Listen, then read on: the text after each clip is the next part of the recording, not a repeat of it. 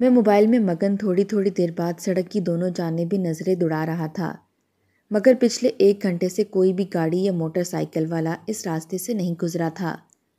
میرے ساتھ آئے باقی کانسٹیبل اونگنے کی خاطر واپس چوکی میں جا چکے تھے۔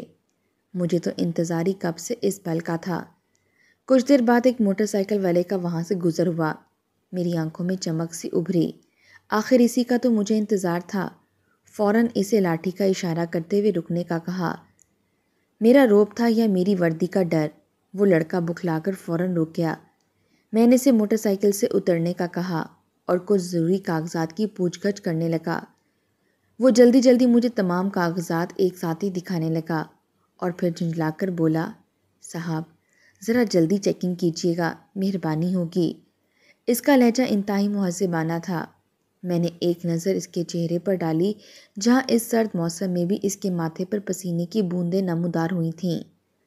مجھ پر تو میری پولیس کی وردی کا اثر ہی کچھ زیادہ تھا۔ اس کا ایسا کہنا مجھے خود پر حکم چلانا لگا۔ میں فوراً چڑھ کر بولا، کیوں؟ تیری ٹرین چھوٹ رہی ہے جس میں تو ہیرے اسمگل کر کے لے جانا چاہتا ہے؟ میری اکھڑی بات سن کر وہ سکتے کی کیفیت میں مجھے دیکھنے لگا اور پھر بولا، نہیں صاحب، میری بیٹی کا دل کا آپریشن ہے، مجھے کام سے ابھی چھٹی ملی ہے، بس بیٹی مجھ سے اندر جانے سے پہلے ملنا چاہتی ہے، اس لیے کہا صاحب جی۔ اس شخص کی آنکھوں میں ایسا کہتے ہوئے آنسو ابھرے تھے، قریب تھا کہ اس کی آنکھیں چھلک پڑتیں۔ شاید بہت پیار کرتا تھا اپنی بیٹی سے، مگر مجھے کیا، میری بلا سے جو بھی ہوتا رہے۔ میں فوراً بھویں اچکا کر اس کی جیبیں چیک کرنے لگا اور پھر اپنی ماہرانہ صلاحیتوں کو استعمال کرتے ہوئے چرس کا پیکٹ اس کی جیب سے برآمد کر لیا۔ اپنی جیب سے نشہ آور مواد نکلتا دیکھ کر وہ شخص صدمے کی کیفیت میں کبھی مجھے تو کبھی اس پیکٹ کو دیکھنے لگا۔ میں نے فوراً غصے بھرے لہجے میں کہا، یہ ہے تمہاری بیٹی کا آپریشن؟ ہسپتال میں کسی ڈاکٹر کو چرس بیچنے جا رہے تھے نا تم، مگر اب پولیس کے ہتھے لگ چکی ہو، انشاءاللہ لمبی دیر تک اندر جاؤ گے۔ میری بات سن کر اس شخص کے چہرے پر موت کی زردی آئی تھی۔ شکل و صورت سے وہ انتہائی معصوم اور شریف گھرانے کا معلوم ہوتا تھا، مگر مجھے کیا؟ وہ شخص میری منتیں کرنے لگا اور آخر میں جب بات نہ بنی تو ہاتھ جوڑ کر کہنے لگا، مجھے اس کا کچھ علم نہیں، یہ کب کہاں اور کیسے میری جیب میں آئی۔ یہی کمزور لمحہ تو میری طاقت تھی۔ میں فوراً بولا کہ دیکھ لڑکے، اس وقت یہاں تیرے اور میرے علاوہ دوسرا کوئی موجود نہیں۔ اگر تو مجھے کچھ بطور تحفہ دے دے تو شاید میں تجھے چھوڑ سکتا ہوں۔ اتنا کہہ کر میں نے اس کی قمیض کے سامنے کی جیب میں ہاتھ ڈال دیا۔ اس کے بٹوے میں اس وقت 40,000 کے قریب رقم موجود تھی۔ اس پل اس کے چہرے پر عجیب سی بے بسی دکھائی دی۔ وہ گڑ گڑاتے ہوئے بولا، صاحب جی خدا کا واسطہ ہے، کچھ رحم کریں، میری معصوم بچی کا آپریشن ہے، اگر یہ سب آپ کو دے دیے تو میں ہسپتال کا خرچہ کیسے پورا کروں گا؟ اس کا لہجہ سن کر آخر میرے دل میں تھوڑی بہت ہلچل ہوئی۔ ترس سا آیا تھا اس پل مجھے اس شخص پر۔ میں نے 40 میں سے 10,000 سائڈ پر کیے اور باقی اس کے ہاتھ پر رکھ کر کہا کہ چلو شاباش، جاؤ، تمہاری بیٹی تمہارا انتظار کر رہی ہوگی، جلدی پہنچو کہیں دیر نہ ہو جائے۔ آخری جملہ میں نے تمسخر سے ہنس کر کہا تھا، جسے سن کر وہ شخص تو جیسے تڑپ ہی گیا تھا۔ اس کی آنکھوں میں خون اترا تھا۔ اگر میری وردی کے آگے وہ مجبور نہ ہوتا تو شاید یہ بات سن کر وہ میرا منہ نوچ لیتا، مگر ساری طاقت تو اس وردی کی تھی جس کے آگے یہ عوام مجبور و بے بس ہو کر گھٹنے ٹیک دیتی ہے۔ وہ شخص صبر و تحمل سے کام لیتا، آنکھوں میں آنسو لیے وہاں سے چلا گیا، جبکہ میں اس سے لیے 10,000 روپے کے نوٹوں کی خوشبو آنکھیں بند کر کے سونگھنے لگا۔ دنیا کی ساری خوشبوئیں ایک طرف، مگر پیسوں کی خوشبو خاص کر مجھ جیسے لالچی انسان کے لیے ایک طرف تھی۔ میری ڈیوٹی ختم ہوئی تو میں گھر کے لیے نکلا۔ راستے سے اپنے اور اپنی بیوہ ماں کے لیے کچھ کھانے کا سامان لیا اور خوشی خوشی گھر پہنچا۔ گھر میں داخل ہوا تو اماں جائے نماز پر بیٹھی قرآن مجید کی تلاوت کر رہی تھی۔ میرے قدموں کی چاپ سن کر اماں نے پلٹ کر ایک نظر مجھے دیکھا اور پھر قرآن مجید کا وہ صفحہ مبارک پڑھ کر قرآن مجید کو غلاف میں لپیٹ کر اٹھ کھڑی ہوئیں۔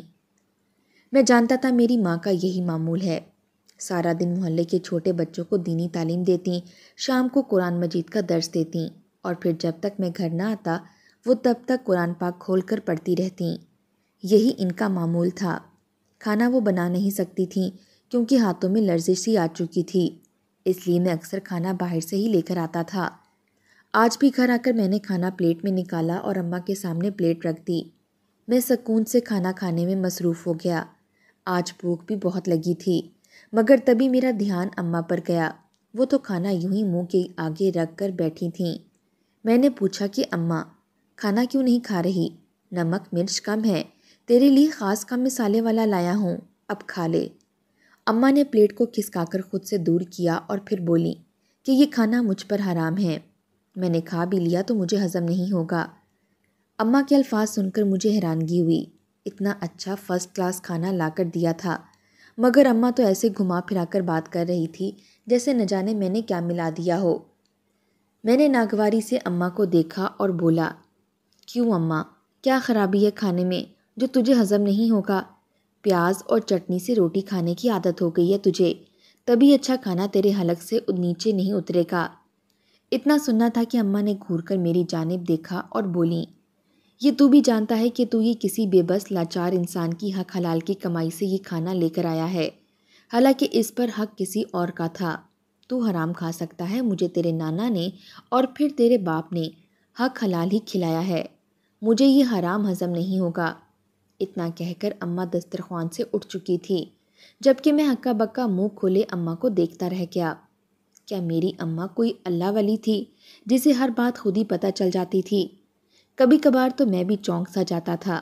خیر مجھے کیا، میں تو اماں کے حصے کا کھانا بھی خود ہی کھانے لگا، جبکہ اماں صبح ناشتے کا بچا ہوا پراٹھا ٹوکری سے پیاز اٹھا کر کھانے لگی۔ کچھ نہیں ہو سکتا تھا میری ماں کا، میں بس سر جھٹک کر رہ گیا۔ اگلے دن پھر صبح صبح اٹھ کر میں ڈیوٹی پر آ گیا۔ میرا روز کا یہی معمول تھا، ناکے پر ڈیوٹی کرنا اور چند کانسٹیبل دوستوں کے ساتھ مل کر سینئر آفیسر کی غیر موجودگی میں معصوم شہریوں کو چیکنگ کے بہانے روکنا اور ان کی تلاشی لینا، پھر جان بوجھ کر ان کے پاس سے چرس یا نشہ آور چیز برآمد کر کے رشوت لینا تھا۔ آج بھی میں ناکے پر موجود کئی افراد کی چیکنگ کر رہا تھا اور بدلے میں کچھ نہ کچھ رشوت سب سے ضرور لیتا آ رہا تھا۔ یہ لت ہی ایسی تھی جو اب مجھے لگ چکی تھی۔ ایک روز سارا دن ناکے پر رہنے کے باوجود کوئی بھی شخص میرے ہاتھ نہیں لگا تھا۔ جیب میں موجود پیسے بھی میں یوں ہی اڑا چکا تھا، اس بھروسے پر کہ روزانہ تو لوگوں سے جھپٹ ہی لیتا ہوں۔ اس شام ایک بزرگ شخص ریڑھی لے کر سڑک سے گزرا۔ شاید وہ بزرگ شخص بیمار تھا۔ اس نے میرے پاس سے گزرتے ہوئے ہانپتے لہجے میں سلام کیا، جس کا جواب دینا میں نے گوارا بھی نہ سمجھا۔ وہ شخص پیاسا تھا۔ اس نے اپنی ریڑھی کو مجھ سے چند قدم دور فاصلے پر سڑک کے کنارے کھڑا کیا اور پھر سڑک کے ساتھ لگے واٹر کولر سے پانی پینے لگا۔ جب تک وہ پانی پیتا رہا میں اس کی ریڑھی سے پھل اٹھا کر کھانے لگا۔ جب میرا دل اتنے سے نہ بھرا تو اس کے ٹھیلے پر موجود 5 کلو کا شاپر اٹھایا اور اپنی من مرضی کا تازہ پھل اٹھا کر شاپر میں ڈالنے لگا۔ اس بزرگ نے جب مجھے ایسا کرتے ہوئے دیکھا تو اس کے چہرے پر خوشی چھا گئی۔ وہ مسکرا کر فوراً میرے قریب آیا اور خوشی بھرے لہجے میں مجھ سے باتیں کرتے ہوئے کہنے لگا کہ افسر جی، آج صبح سے 50 روپے کا پھل بھی کسی نے نہیں خریدا تھا۔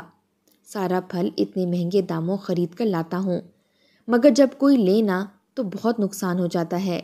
اپنی چھوٹی بیٹی کی کان کی بالیاں بیچ کر میں نے پرسوں یہ مہنگے والا پھل لایا تھا۔ یہی نیت کی کہ جیسے ہی پھل دگنے داموں میں بک گیا تو سب سے پہلے اس کی بالیوں کے پیسے سائڈ پر کروں گا۔ وہ پھل فروش ضعیف شخص آنکھوں میں آنسو اور لبوں پر مسکراہٹ سجا کر خوشی کے مارے ہنستا ہوا مجھے دل کی باتیں سنا رہا تھا، مگر میں تو شاید پتھر دلی کا عملی نمونہ بن کر وہاں گھوم رہا تھا۔ اپنی مرضی کا اچھا تازہ پھل نکال کر شاپر میں ڈالا اور اس بابا کو بولا کہ اللہ تمہیں مزید ترقیاں دے، اب نکلو یہاں سے ورنہ کیس ٹھوکر اندر کروا دوں گا۔ وہ بابا جو مجھے کچھ دیر پہلے دعائیں دے رہا تھا اور یہ سمجھ رہا تھا کہ مجھ سے ہزاروں روپے پھل کے بدلے وصول کرے گا، اب جب میرے منہ سے یہ الفاظ سنے تو وہ سانس لینا بھی بھول گیا تھا۔ حیرانگی سے صدمے کی کیفیت میں مجھے دیکھتا رہ گیا۔ نہ جانے دل ہی دل میں کتنی بد دعائیں آج تک یہاں سے جاتے بے بس لاچار شخص مجھے دے کر جا چکے تھے، اور میں تو بس اپنے آپ میں ہی مگن، بے ضمیر، بے حس بنا، بس پیسے لوٹنے کی تگ و دت میں لگا رہتا تھا۔ وہ پھل فروش خاموشی سے کانپتے ہوئے ہاتھوں سے ریڑھی آگے لے جانے لگا، مگر بار بار پلٹ کر میری جانب دیکھتا ضرور تھا۔ شاید اس کی چھوٹی بیٹی کی بالیوں کو بیچ کر لایا گیا پھل میں مفت میں اڑا چکا تھا۔ اسی بات کا صدمہ اسے ستا رہا تھا، مگر مجھے کیا؟ مجھے تو بس خود کی فکر تھی، خود کو خوش رکھنا تھا۔ اس شام میں کئی قسم کا تازہ پھل لے کر گھر گیا۔ میں بہت خوش تھا۔ میری اماں بھی ذرا بیمار رہنے لگی تھی، وہ بھی اب پھل کھائے گی تو ذرا اچھی صحت والی ہو جائے گی۔ یہی سوچ کر میں نے 4 اقسام کا پھل خوشی خوشی کاٹ کر اماں کے منہ کے سامنے رکھا۔ اماں نے ایک نظر پھلوں پر ڈالی اور پھر رخ پھیر لیا۔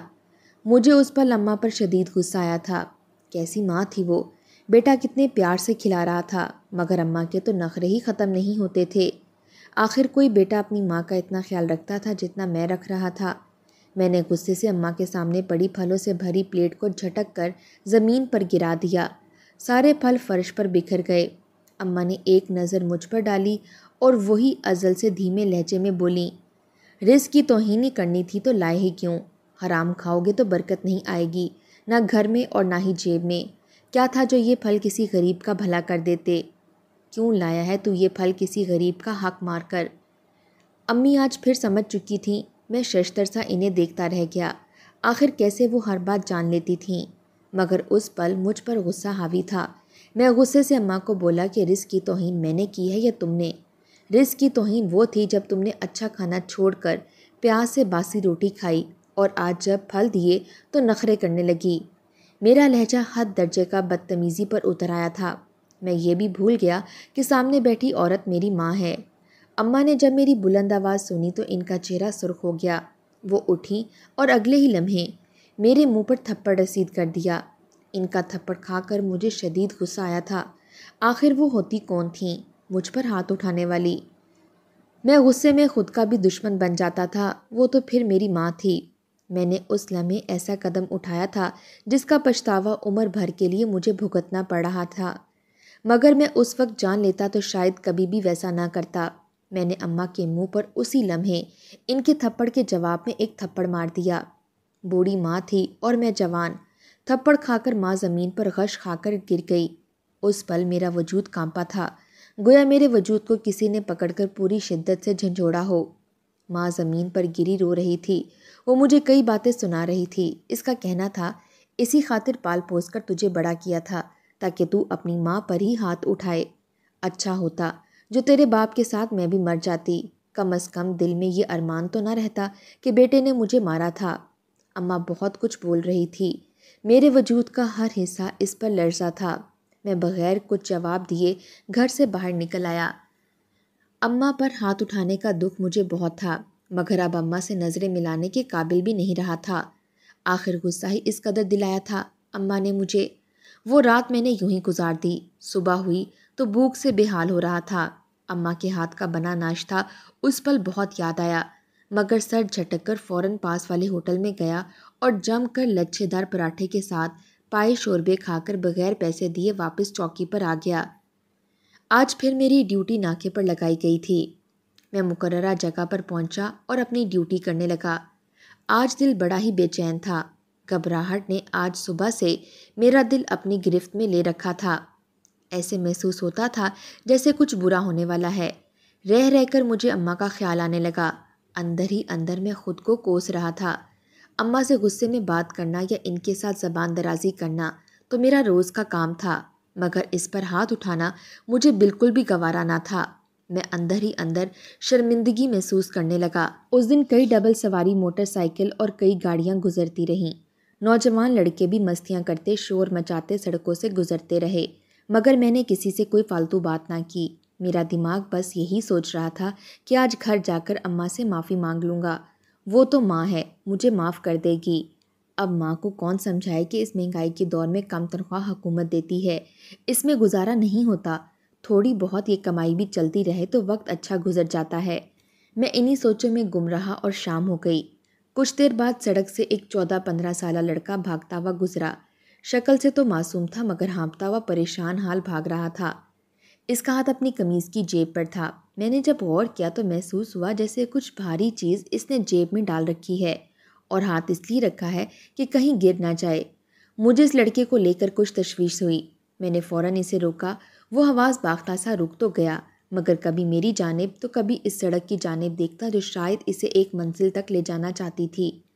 میں نے اسے اپنے پاس بلا کر اپنے ہاتھ اس کی جیب میں ڈال دیا۔ جب ہاتھ باہر آیا تو میری آنکھیں پھٹی کی پھٹی رہ گئیں۔ اس کی جیب میں کئی ہزار کے نوٹ تھے۔ میں جو صبح سے خود کو ملامت کر رہا تھا، اب سامنے اتنے سارے پیسے دیکھ کر سب کچھ بھول گیا۔ میری لالچ نے ایک بار پھر سر اٹھا لیا تھا۔ میں نے ایک منصوبے کے تحت اس لڑکے کے چہرے پر یک کے بعد دیگرے 3-4 تھپڑ رسید کیے اور بولا، پیسے چوری کر کے لایا ہے نا تو؟ بول، کس کے ہاں سے اتنے پیسے چرائے ہیں تم نے؟ وہ لڑکا ہکا بکا مجھے دیکھنے لگا اور روتے ہوئے بولا، صاحب جی، میں نے کہیں سے چوری نہیں کیے، یہ میرے اپنے پیسے ہیں، میرا یقین کریں، یہ پیسے مجھے دے دیں۔ میری ماں بہت بیمار ہے، اگر وقت پر پیسے لے کر نہ پہنچا تو میری ماں مجھے چھوڑ کر چلی جائے گی۔ اس لڑکے کے انداز میں اتنا درد تھا کہ اگر میری جگہ کوئی نرم دل شخص ہوتا تو اس کی آنکھیں بھر آتیں۔ وہ اس بچے کی اپنی جیب سے مدد کر دیتا، مگر میں تھا، مجھ پر تو لالچ سوار تھا۔ میں نے اس کا کان مڑوڑ کر کہا کہ چوری کر کے ڈرامے بازی کرتا ہے، چل دفع ہو یہاں سے ورنہ اندر کر دوں گا۔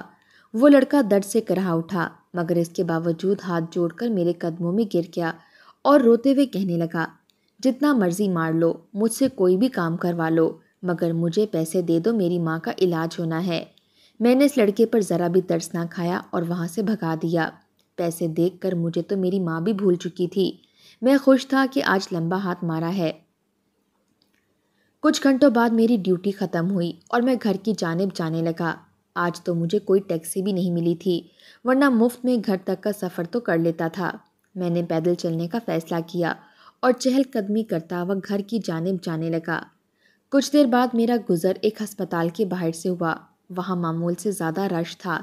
ایک جگہ مجھے سڑک کنارے بھیڑ اکٹھی ہوتی نظر آئی، جو نہ جانے وہاں چند لمحے کھڑے ہو کر کیا شے دیکھ رہے تھے۔ میں چلتا ہوا ہسپتال کے قریب آیا تو میرے قدم خود بخود ہی رک گئے۔ میرا وجود اس پل ساکت ہو چکا تھا جب میری نظر سڑک کنارے ہسپتال کے عین سامنے اسی لڑکے پر پڑی جس سے کچھ دیر پہلے میں نے پیسے چھینے تھے۔ وہ لڑکا اپنے سامنے ایک میت رکھے رو رہا تھا۔ اس کی سسکیاں گویا دل کو دہلا رہی تھیں۔ میں اپنا حلق تر کر کے اس لڑکے کو دیکھتا رہ گیا، یعنی اس کی ماں مر چکی تھی۔ مجھے خود پر غصہ آیا تھا، کیا ہوتا اگر میں زیادہ لالچ نہ کرتا اور کچھ پیسے رکھ کر باقی اس لڑکے کو واپس کر دیتا، کم از کم اس کی ماں تو بچ جاتی۔ میں انہی سوچوں میں گم اس لڑکے کے قریب آیا۔ کہیں نہ کہیں اس موت کا ذمہ دار میں بھی تھا۔ میں نے آگے بڑھ کر جب اس لڑکے سے سوال کرنا چاہا کہ تبھی میری نظر اس لاش پر پڑی۔ لاش کا چہرہ دیکھنے کے بعد میرا وجود وہیں ساکت ہو چکا تھا۔ میں صدمے کی کیفیت میں بت بنا کتنی ہی دیر بغیر سانس لیے اس وجود کو دیکھتا رہا۔ یہ عورت تو میری ہی ماں تھی، میری سگی ماں، جو لوارسوں کی طرح سڑک کنارے پڑی تھی۔ میں بکھلا کر اٹکتے ہوئے اس لڑکے کے پاس گر سا گیا اور بولا کہ یہ تو میری اماں ہے، کیا ہوا اسے یہاں تک کون لایا؟ کیوں اس کو اس حالت میں یہاں لٹایا گیا ہے؟ وہ لڑکا مجھے غصے سے روتا ہوا کتنی دیر دیکھتا رہا اور پھر حقارت سے بولا، نہیں ہے یہ تمہاری ماں، یہ صرف میری امی تھی۔ تم اچھے بیٹے بن ہی نہیں سکے، تم نے امی کو مار دیا، آج میں پھر یتیم ہو گیا۔ میری سمجھ میں نہیں آ رہا تھا کہ آخر اماں یہاں کیسے آئی تھی، وہ کیسے مر سکتی تھی؟ میں نے تو اس سے معافی بھی نہیں مانگی تھی۔ میں دھاڑے مار مار کر رونے لگا۔ ماں کی میت گھر آ چکی تھی، انہیں ہارٹ اٹیک ہوا تھا۔ وہ 15 سالہ لڑکا 5 سال سے اماں کو جانتا تھا۔ ان کا منہ بولا بیٹا بنا ہوا تھا، ہمارے ہی محلے کا یتیم بچہ تھا، اپنے دادا کے ساتھ رہتا تھا۔ آج صبح جب وہ اماں سے ملنے آیا تو اماں کا سانس اکھڑ رہا تھا۔ وہ بس ایک ہی بات کہہ رہی تھی کہ اسلم نے میرے ساتھ اچھا نہیں کیا، اسے کبھی معاف نہیں کروں گی۔ اماں اسی صدمے میں دنیا سے چلی گئی اور وہ بچہ علاج کروا بھی لیتا، مگر اپنی ماں کے علاج کے لیے لائی رقم بھی میں نے لے لی تھی۔ مجھ سے تو اچھا ان کا منہ بھولا بیٹا تھا جس نے اپنی مرحوم ماں کا زیور گروی رکھوا کر پیسے لایا تھا تاکہ علاج کروا سکے۔ میں اماں کی قبر پر پھوٹ پھوٹ کر روتا رہا، معافیا مانگتا رہا، مگر اماں تو ناراض ہو کر جا چکی تھی۔ 5 سال ہو گئے اماں کو گزرے ہوئے، دوبارہ میں نے کبھی رشوت نہیں لی، الٹا ضرورت مند انسان کی مدد کر کے اس کا اجر اماں کے اعمال میں پہنچا دیتا ہوں۔ وہ نعمان میرا بھائی بڑا آفیسر بن چکا ہے، اسے کئی لوگوں کی دعائیں لگی تھیں، خاص کر میری اماں کی۔